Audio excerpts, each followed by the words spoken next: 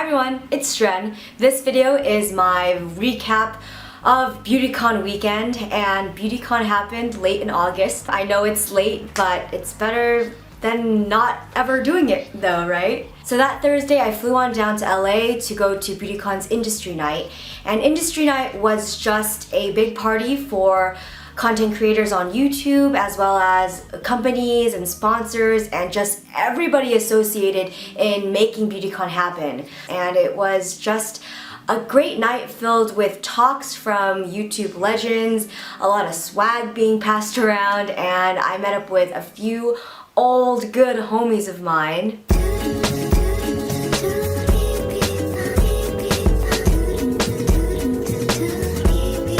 And I met some new ones.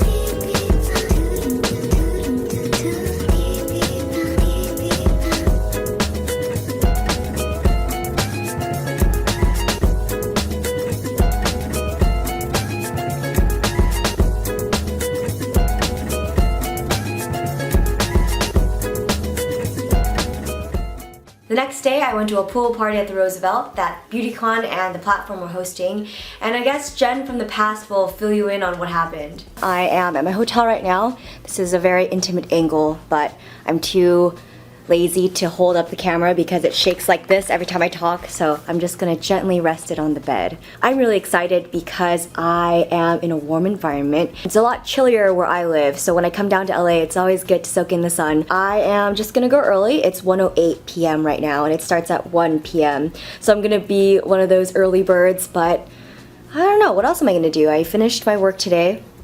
I'm just blabbing on. Let's go to the pool. Woo!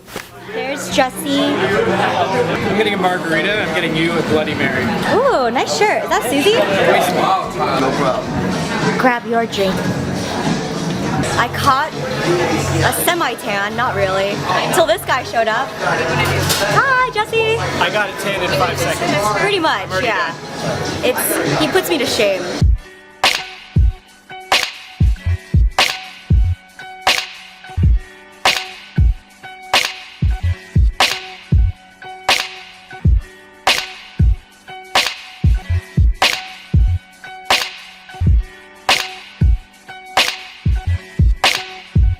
I'm getting my hair done, we're coloring it, and we'll see how it is.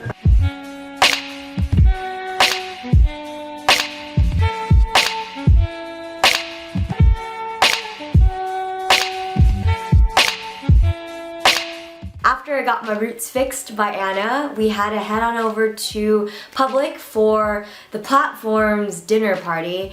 Or not party, I guess it was just like a gathering. We ate a 3-course meal, and I would say it was one of the best meals I've ever had this year. And that says a lot because I ate a lot of bomb food this year. So this day was BeautyCon, like the actual event, and it was so gnarly.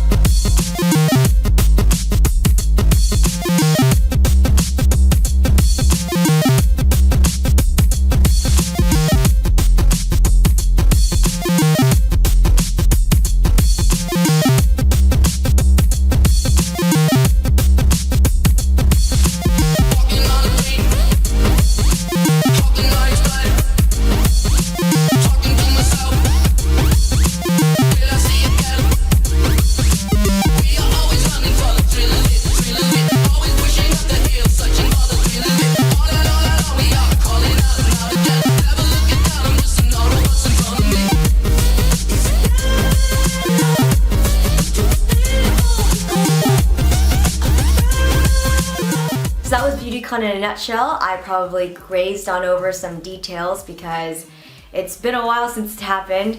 If you have an Instagram, my username is I'mJenim. You can follow me if you want. So just a quick update.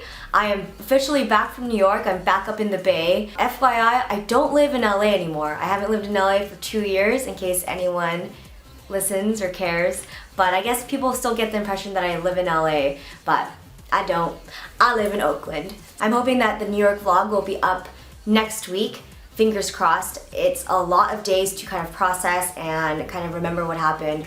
So we'll see when it happens, but it will definitely come out for sure. I hope you guys have a wonderful day. Feel free to leave me a comment down below telling me what's going on with you, man. What's up? I'll see you guys next time.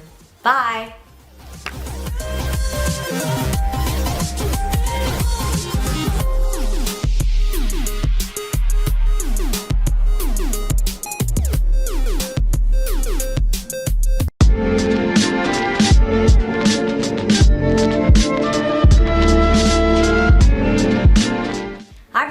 It's Jen. I know many of you guys have already started university or you're about to start university.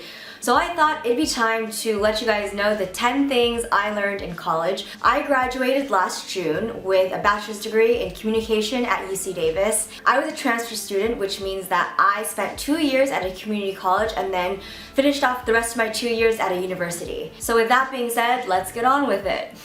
Go to your counselor. I don't care if the appointments are booked back to back. You go drop in on office hours. Just be a pest. Your counselor is going to be the person that sets up a roadmap for you so you know exactly what you need to do in order to transfer or graduate. I highly recommend seeing your counselor at least twice in your academic career to make sure that he or she hasn't grazed on over any details. Don't be scared to sit in the front of the class. It makes it less tempting to goof off or gossip with your friend or fall asleep because the professor is standing right in front of you. It forces you to listen to the lecture and just absorb what's going on in class. Turn your complaints into a productive question. We've all had that class with that crappy professor who's completely incompetent, and sure, it feels good to kind of vent it out with your friends and your classmates, but it's totally unproductive if you're not doing anything with that frustration. Type out and pinpoint exactly what doesn't make sense to you. It's okay if the question is really broad,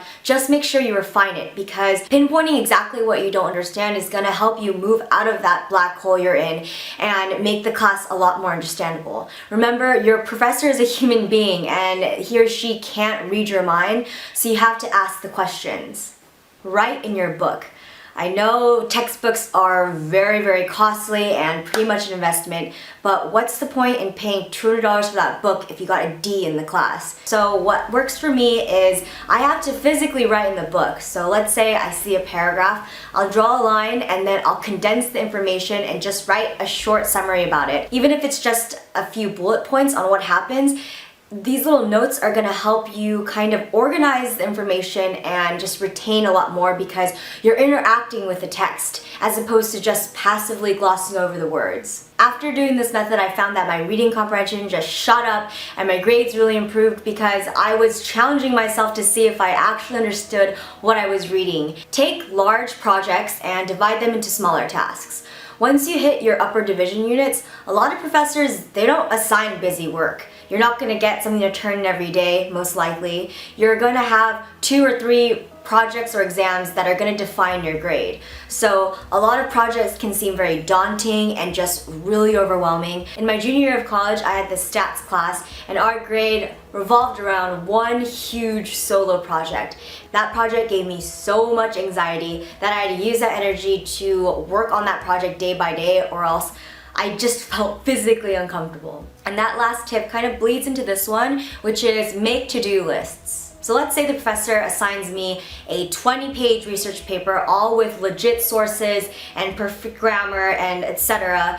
How am I going to do this? One day I'll assign myself to find 6 to 10 just legit credible sources, and that's it. I don't even read it, just find the sources and just call it a day. The next day I'll actually read maybe 2 or 3 of them to see if there's any information in there that I can use for my paper, and the next day I'll read some more, and the next day I'll comb through some facts, just taking this day by day and making little to-do lists either on your phone or just on a planner or something, whatever works for you, is gonna help you really break down these huge projects. Go to class. I know it's so tempting to just stay in your warm bed and watch Netflix all day, eating Cheetos, making some ramen. Just go to class, because what fueled me to get out of bed was knowing that I was paying thousands of dollars to learn something, learning to deal with homesickness. When I first transferred to Davis, I really struggled with being homesick. For the first 3 months I was fine because everything was just new and sparkly and fun. But after that 3 months kind of passed, I felt really depressed.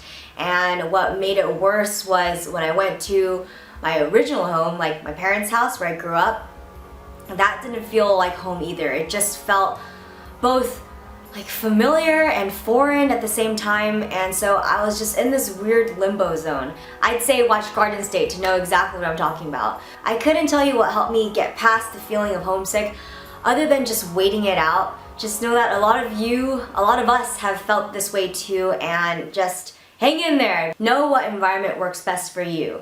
When I was working at home in my dark room in Davis, I got nothing done, literally. I just would go on Tumblr or YouTube all day and just scroll and watch stuff. It was just a time vampire in my room. I don't want to talk about it. I found my favorite place to study, which was the Shields Library on the 2nd floor, because that room was massive, brightly lit, and I was just surrounded by other people who were studying too, which kind of encouraged me to keep on going. So find a place that really gets you in the zone and stick to that. Your grades do not define you as a person. Growing up, grades felt like a huge reflection of my own self-worth, and if I had bad grades, I would see myself as a bad person, and that's definitely not the case. It was probably because I was raised with the constant pressure to do well in school, and if I didn't, I just felt really shitty about myself. I was really hard on myself to get good grades, and that pressure actually crippled me from getting the grades that I wanted. This lesson hit me when I was a senior in college, and this is when my grades shot up, because I just didn't give a fuck anymore. I went to class wanting to learn something as opposed to just trying to remember exactly what the professor said, wondering what's going to be on the exam. I was just a lot less anxious, and I was actually happy to go to class. And that's when I started really absorbing information and just participating in class. I was just a lot less anxious and so much happier after I learned to let go. You're going to learn a lot in college about the world, about other people, about yourself, and you're gonna probably hit the lowest of your lows in college and you're gonna bawl your eyes out. But you're also gonna have a freaking blast. It's a trade-off and it's totally worth it. And it doesn't matter where you get accepted to, where you got rejected, because college is what you make it. You can go to an Ivy League school and learn nothing because you didn't want to learn anything. Know that every college experience is different. Some of these tips may not help you, or some of them might be common sense. But for a lot of people, common sense isn't very common, and these tips I had no idea, so I wish someone told me this when I was going to college. I'm also gonna do a college Q&A video in case I skipped on over some questions or I didn't talk about a subject that you wanted me to elaborate on. So leave me a comment with your question. If you can, please be concise. And if you have an Instagram, my username is I'mJenim. This is also the handle for my Twitter as well, in case you want to tweet me. I'll see you guys in the next one. Bye.